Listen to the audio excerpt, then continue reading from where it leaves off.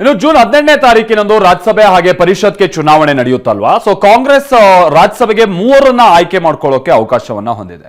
ಅದರಲ್ಲಿ ಮಲ್ಲಿಕಾರ್ಜುನ್ ಖರ್ಗೆ ಅವರಿಗೆ ಟಿಕೆಟ್ ಅನ್ನ ಕೊಡಲಾಗಿದೆ ರಾಜ್ಯದಿಂದ. ಸೊ ಕಾಂಗ್ರೆಸ್ ಮಲ್ಲಿಕಾರ್ಜುನ ಖರ್ಗೆ ಸೇರಿದಂತೆ 3 ಅಭ್ಯರ್ಥಿಯಾಗಿ ಕಣಕ್ಕಿಳಿಸಿದೆ. ಕಾಂಗ್ರೆಸ್ ರಾಜ್ಯಸಭಾ ಅಭ್ಯರ್ಥಿಯಾಗಿ ಇವತ್ತು ಮಲ್ಲಿಕಾರ್ಜುನ ಖರ್ಗೆ ತಮ್ಮ ನಾಮಪತ್ರವನ್ನ ಸಲ್ಲಿಸಿದ್ದಾರೆ.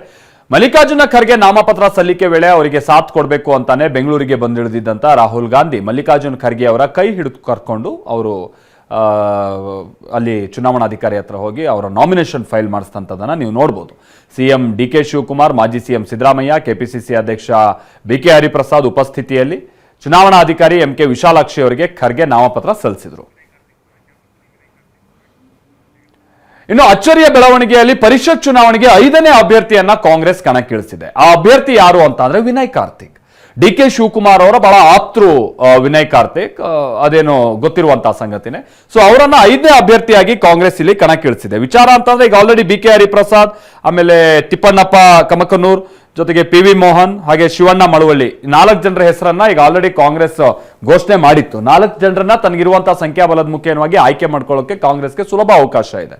ಮತ್ತೊಬ್ಬ ಕ್ಯಾಂಡಿಡೇಟ್ ಅನ್ನ ಆಯ್ಕೆ ಮಾಡ್ಕೊಳ್ಬೇಕು ಅಂತಂದ್ರೆ ಇಲ್ಲಿ ಬಹಳ ನಂಬರ್ ಗೇಮ್ ಆಡ್ಬೇಕಾಗುತ್ತೆ. ಸೊ ಅದೇ ದೃಷ್ಟಿಯಲ್ಲಿ ಕಾಂಗ್ರೆಸ್ ಈಗ ವಿನಯ್ ಕಾರ್ತಿಕ್ ಅವರನ್ನ ಕಣಕ್ಕಿಳಿಸಿದೆ. ಬಹಳ ಸೀರಿಯಸ್ ಆಗಿ ಕಣಕ್ಕಿಳಿಸಿದೆಯೋ ಇಲ್ಲ ಒಂದು ಕೈಗೆ ನೋಡೋಣ ಅನ್ನುವಂತ ಅಂದಾಜು ಮಾಡೋದಕ್ಕೆ ಕಣಕ್ಕಿಳಿಸಿದೆಯೋ ಗೊತ್ತಿಲ್ಲ. ಬಹಳ ರೋಚಕವಾಗಿ ಇರ್ಬೋದು ಅಂತ ಕಾಣಿಸುತ್ತೆ ಪರಿಷತ್ ಚುನಾವಣೆ.